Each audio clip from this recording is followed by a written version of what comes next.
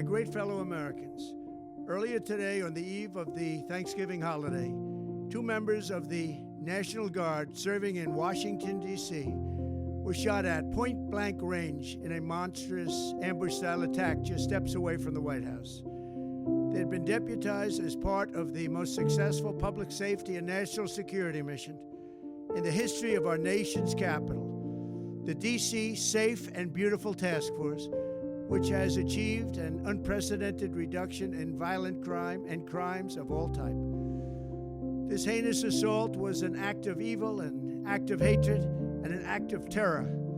It was a crime against our entire nation. It was a crime against humanity.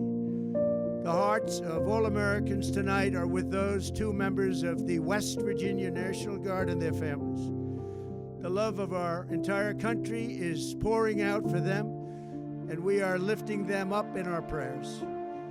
As we are filled with anguish and grief for those who were shot, we're also filled with righteous anger and ferocious resolve. As President of the United States, I am determined to ensure that the animal who perpetrated this atrocity pays the steepest possible price.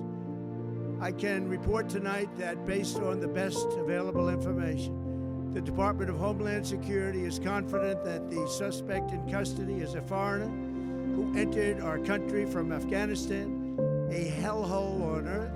He was flown in by the Biden administration in September 2021 on those infamous flights that everybody was talking about. Nobody knew who was coming in. Nobody knew anything about it. His status was extended under legislation signed by President Biden, a disastrous president, the worst in the history of our country. This attack underscores the single greatest national security threat facing our nation. The last administration let in 20 million unknown and unvetted foreigners from all over the world, from places that you don't want to even know about. No country can tolerate such a risk to our very survival. An example is Minnesota, where hundreds of thousands of Somalians are ripping off our country and ripping apart that once great state. Billions of dollars are lost, and gangs of Somalians come from a country that doesn't even have a government, no laws, no water, no military, no nothing. As their representatives in our country preach to us about our Constitution and how our country is no good.